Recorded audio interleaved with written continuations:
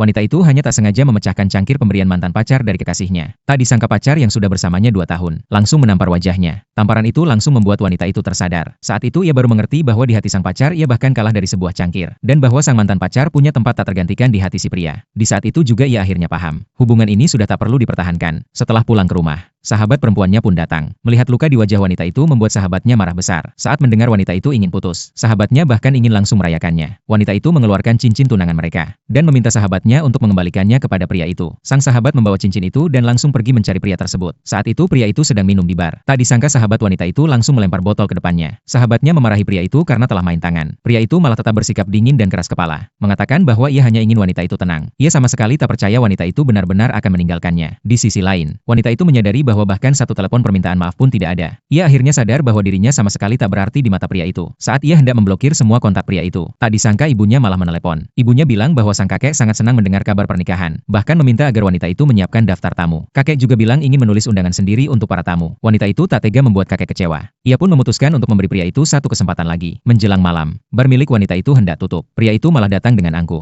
menenteng cincin dan bertanya apa maksud semua ini. Ia bahkan menyuruh wanita itu jangan bersikap kekanak-kanakan. Hal sepele saja langsung ingin putus. Mendengar ucapan itu wanita itu hanya bisa terdiam. Ia mengambil cincin itu dan langsung melemparkannya. Pria itu tetap merasa dirinya tak salah, menyalahkan wanita itu yang terlalu emosional. Keluar dari bar, pria itu malah membuang cincin itu ke tempat sampah. Sementara di dalam, wanita itu sudah menangis tanpa henti. Ia merasa semua cinta dan usahanya selama ini sia-sia. Saat itu juga, seorang pria masuk ke dalam. Dengan lembut berkata ini adalah pertemuan ketiga mereka. Dan setiap kali mereka bertemu, wanita itu selalu menangis. Ternyata mereka memang pernah bertemu sebelumnya. Pada malam saat wanita itu ditampar pacarnya, ia berjalan sendirian di jalan. Dan pria itu kebetulan lewat di sebelahnya. Karena pikirannya kacau, wanita itu hampir tertabrak mobil. Dan pria itu menyelamatkannya. Hanya saja saat itu wanita itu sedang sedih dan tak sempat berterima kasih. Di pertemuan kali ini, ia akhirnya mengucapkan terima kasih dengan sungguh-sungguh. Setelah perkenalan singkat, wanita itu tiba-tiba teringat. 2 tahun lalu ayahnya pernah menjodohkannya. Dan nama pria itu sama persis. Pantas saja terasa familiar. Pagi tadi ibunya baru saja menelepon dan mendesaknya menikah. Tiba-tiba saja wanita itu mendapat ide gila. Ia memberanikan diri bertanya apakah pria itu masih lajang. Mendengar jawabannya, ia langsung bertanya apakah pria itu bersedia menikah kilat dengannya. Pria itu sempat terkejut. Namun tak lama kemudian langsung berdiri dan menggandeng wanita itu untuk mendaftar nikah. Mereka pun menikah secara kilat dan memulai kehidupan cinta setelah menikah. Tak disangka belum lama setelah menikah, orang tua wanita itu tiba-tiba datang ke rumah.